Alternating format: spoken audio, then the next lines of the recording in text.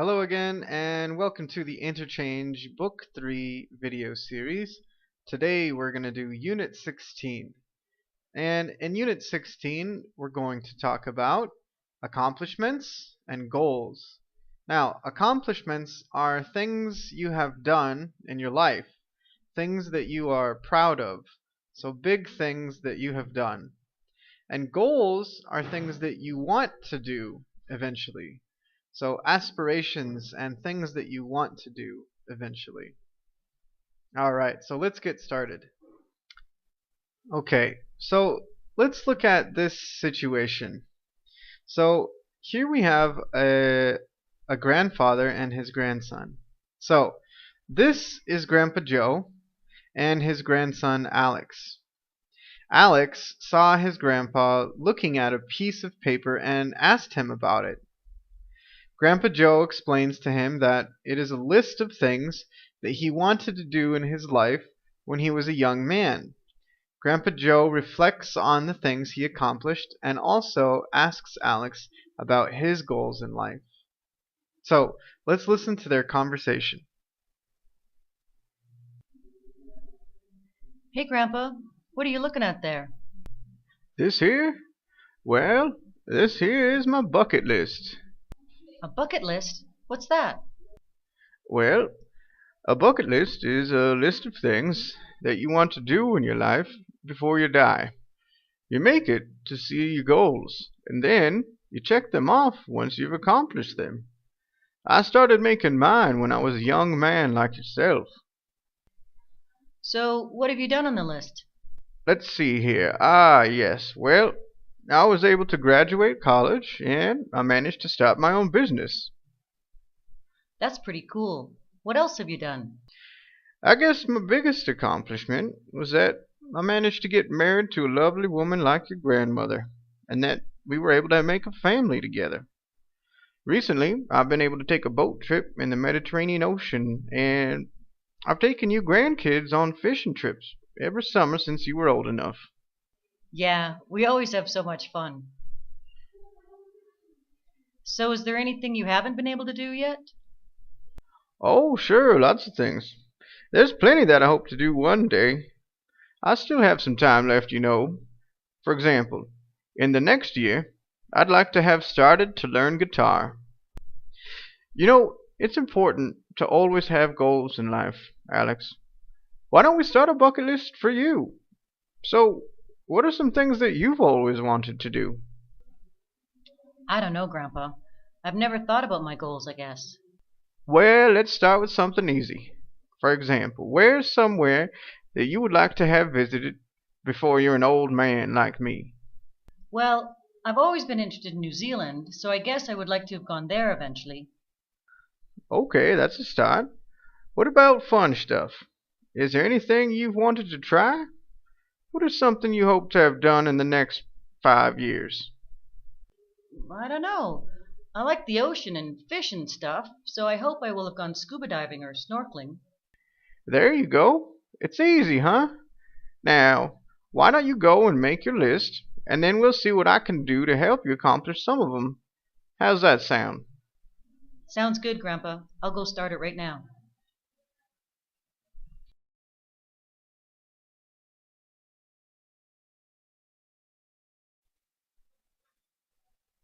Okay, so let's take a look at our grammar today.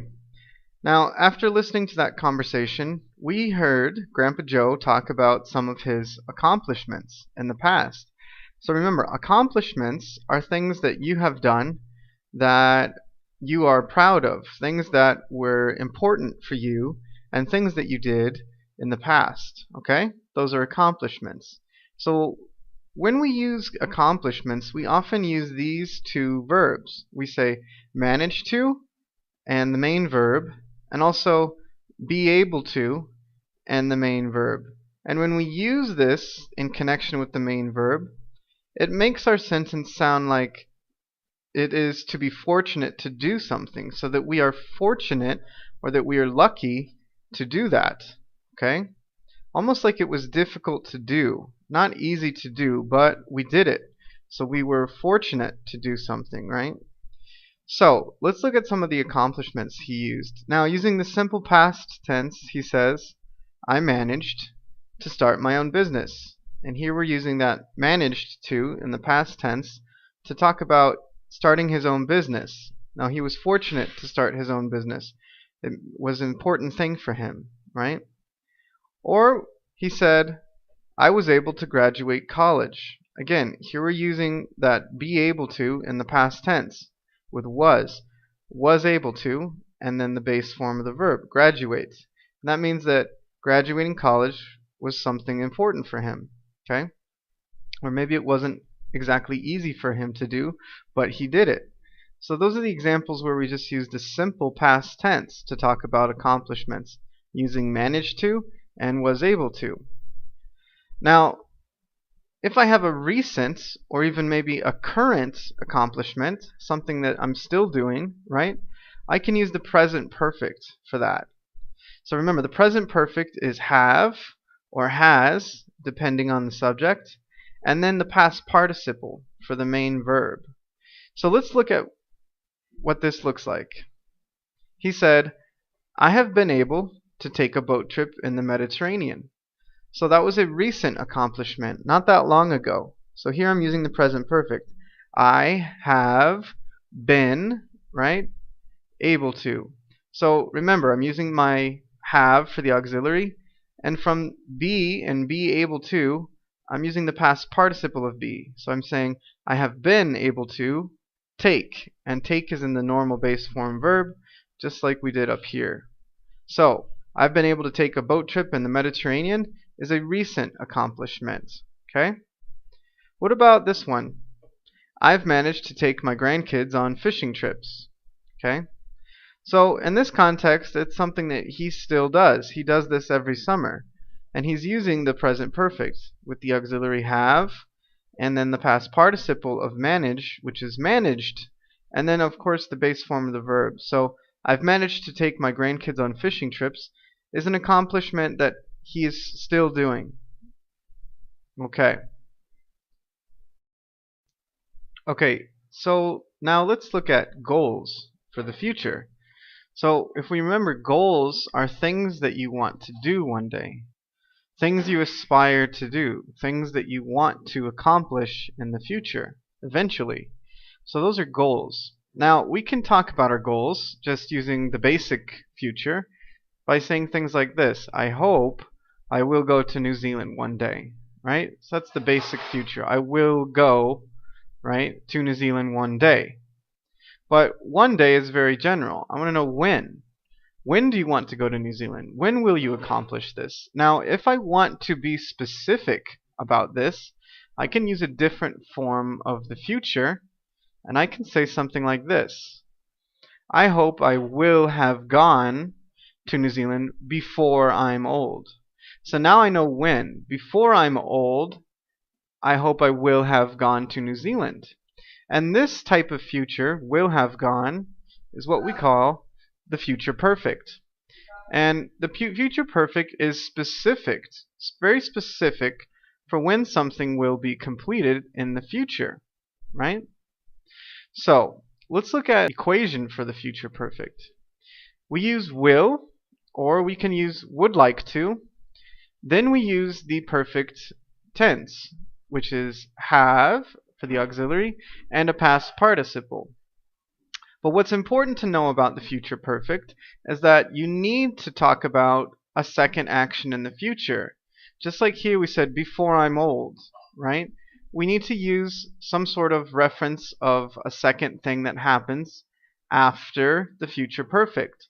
So for example, by the time and before, we both use for a time or an action in the future. So we use before to say before I'm old. Or you could say by the time I am 50. So that's very important to know that when I use the future perfect, right, I'm using the future perfect as a first action that happens. So if I say, I hope I will have gone, that's my first action. I hope I will have gone to New Zealand before, and then my second action. And before is when I'm talking about before I'm old. And that's the second action, right?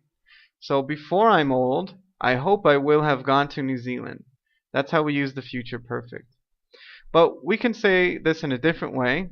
We could say, I would like to have gone to New Zealand within 5 years. So again, I'm just using would like to, and then the perfect tense, have gone, right? Now, when I use within 5 years, within is used for a duration of time in the future. So if I look at this from now into 5 years in the future, I'm thinking in that amount of time, in those 5 years, right? I would like to have gone to New Zealand. So we're using two actions when we talk about the future perfect. One is the goal that we want, or one is the thing and the action that's going to happen in the future. And that happens before our second action, or in this amount of time. So we use those with things like by the time, before, and within, or in. Okay, so I hope that was helpful in understanding how we use accomplishments and the grammar to talk about things that we did in the past or things that we have done in the past that were important for us, but also for the goals in the future, things that we want to accomplish one day, and specifically how we use that with the future perfect. Alright guys, thanks for listening and good luck.